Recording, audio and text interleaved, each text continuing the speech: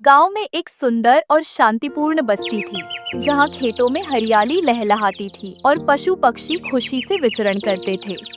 इस गांव में रामू नामक एक किसान रहता था, जिसकी गाय टुनटुन बहुत प्रसिद्ध थी।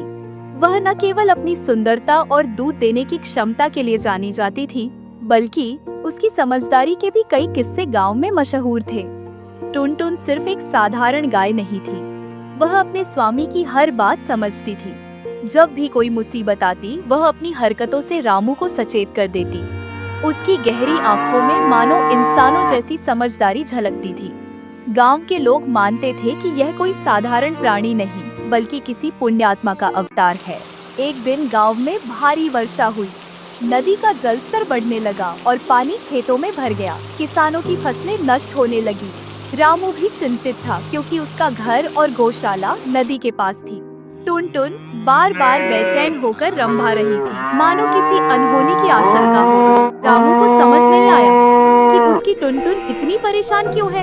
उसने ध्यान दिया कि टुनटुन बार बार गौशाला से बाहर जाने की कोशिश कर रही थी। आखिरकार उसने टुनटुन को खोल दिया और वह तेजी से गांव के बाहर एक पहाड़ी की ओर भागी। रामू और गांव के अन्य लोग भी उसके पीछे पीछे चले।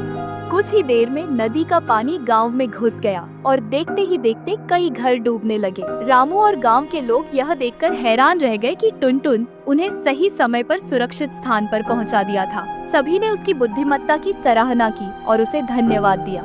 एक रात बिना किसी बीमारी या चेतावनी के टुनटुन ने अपना शरीर त्याग दिया। उसकी मृत्यु ने पूरे गाँव को शोक में डाल दिया। रामू उसे अपनी माँ की तरह मानता था, इसीलिए उसकी आत्मा की शांति के लिए उसने विधिवत अंतिम संस्कार किया। लेकिन अगले ही दिन गांव में अजीब घटनाएं होने लगी। रामू को महसूस हुआ कि टुनटुन की आत्मा अभी भी उसके आसपास है। कभी कभी उसे ऐसा लगता जैसे कोई अदृश्य शक्ति उसके घर में चल रही है। एक दिन रामू को सपने में टुनटुन दिखी। उसने कहा, मैं तुम्हारी रक्षा के लिए यहाँ हूँ। जब तक गांव के लोग अच्छे कर्म करेंगे और पशुओं की सेवा करेंगे, तब तक मैं उनकी रक्षा करती रहूंगी। लेकिन अगर वे लोभ में पड़कर निर्दोष जीवों को कष्ट देंगे, तो गांव पर विपत्तियां आएंगी। रामू ने जब यह सपना गांव वालों को सुनाया, तो सभी ने मिलकर संकल्प लिया कि वे अपने पशुओं की रक्षा करेंगे और कभी भी लालच में पड़कर उनका शोषण नहीं करेंगे। समय बीतता गया और गांव में खुशहाली आने लगी। फसलें पहले से अच्छी होने लगी, लोग पहले से अधिक परिश्रम करने लगे और पशुओं की देखभाल में कोई कमी नहीं रखी गई।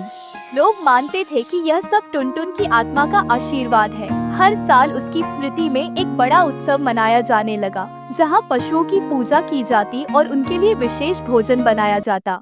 इस कहानी से हमें यह सीख मिलती है कि न केवल मनुष्यों में बल्कि पशुओं में भी गहरी बुद्धि और संवेदनाएं होती हैं।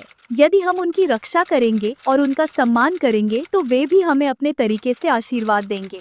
टुनटुन गाय की आत्मा ने गांव वालों को यह सिखाया कि निस्वार्थ सेवा और प्रेम से ही सच्ची समृद्धि आती है।